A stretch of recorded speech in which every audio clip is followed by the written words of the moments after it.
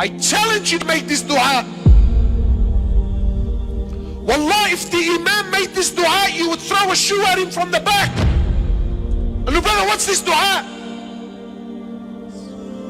My dress is like the non-Muslim. My food is like the non-Muslim. My schooling is like the non-Muslim. My appearance is like the non-Muslim. My house is exactly like the non-Muslims. My dreams and my ambitions of owning a house and taking my family on a holiday at the end of the year and driving, every ounce of my body's ambition is exactly like the non-Muslim. My name was Muhammad, I changed it to Mo. My name was Mustafa, I changed it to Steve. Every ounce of me is dripping non-Muslim. Yeah, but brother, alhamdulillah, I'm a Muslim. The Prophet says, glad tidings, hani'an, hani'an, glad tidings to the stranger. Honestly, who feels like a stranger, bro? Who, bro? You walk into any restaurant, halal, not halal, is a yallah, kullu meshi, brother, bismillah, oh God, brother. We're deep down in our hearts. Where? Look, you know what? It's one thing when the brother says to me, listen, I have an addiction and I'm trying to deal with my addiction. Wallahi, I will appreciate it. Look, the man knows he has a problem. No, but I have an addiction and I'm in denial about my addiction and I try to use deen to justify my actions. Isn't that interesting? So you might tell me, look brother, you know, maybe the Prophet was going through hard times. On his deathbed, sallallahu alayhi wasallam, he was going through sakarat al-maut, conscious, unconscious, in and out.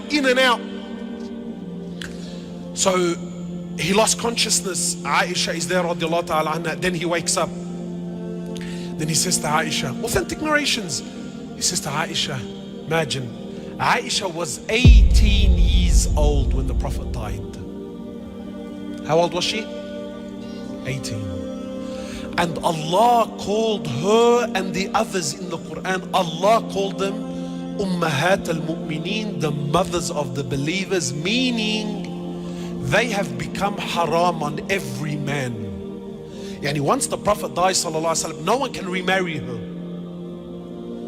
18 in a world and in a society where the man was everything. Imagine this 18-year-old is watching her husband die at the age, and she has her whole life that now she knows, I'm going to be alone. I can never remarry after him. So he wakes up from his, he was unconscious, and says to Aisha, how much money do we have? This sunnah no one talks about. Sheikh, please man, put these stories behind. Let's speak about investments and stocks, and let's speak about buying houses, brother. Because in our hearts, we believe that honor, that money will restore the honor of Islam. Ya Aish. Ya haram. So she says to my Prophet of Allah, all that we have is 7 gold coins. Imagine a man with 9 wives. Today brothers have paid off their houses, paid off. And he's working to pay off the 2nd and the 3rd because brother, I need to leave something for my children, brother. Exhausting his life. Not halal haram, I don't care about halal and haram. But tell me when the Prophet was dying and there were 7 gold coins between 9 wives, is he a man? Sister, you know the one, I wish I was married to him. What Chanel handbag was he gonna buy you with 7 gold coins? Tell me, man. What hair and makeup studio were you gonna go to on a fortnightly basis? Tell me. What restaurant were you going to be fine dining in? Tell me. So he says to Aisha, take the 7 gold coins and give them in charity now.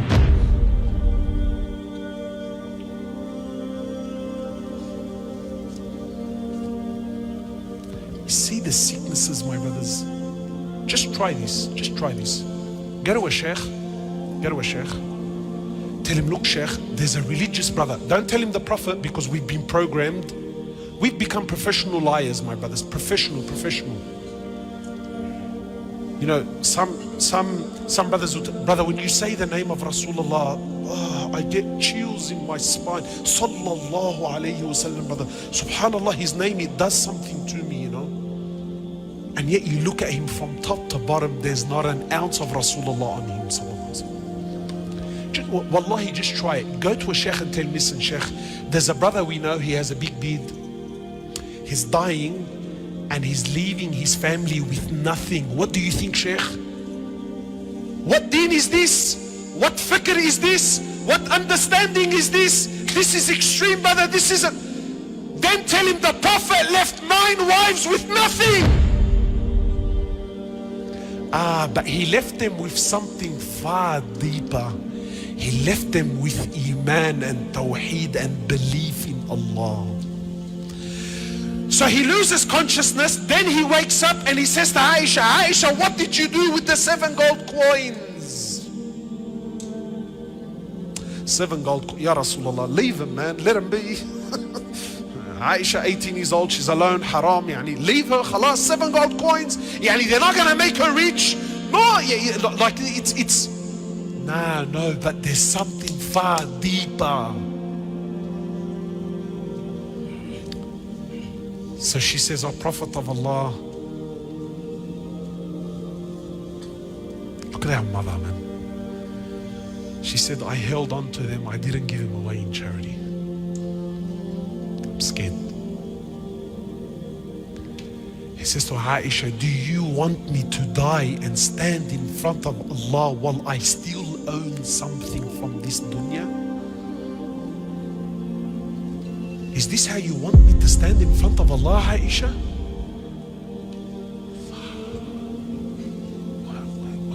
What's going on? My brothers, who's the Rijal? Who's the man?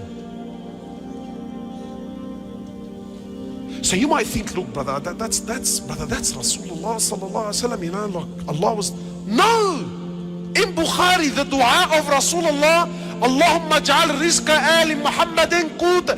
Ya Allah, make the rizq of the family. The hadith is in Bukhari. Ya Allah, make the rizq of the family, not just Muhammad. Muhammad and his family, sallallahu. Make the rizq and the provisions of Muhammad and his family the bare minimum. I challenge you to make this dua.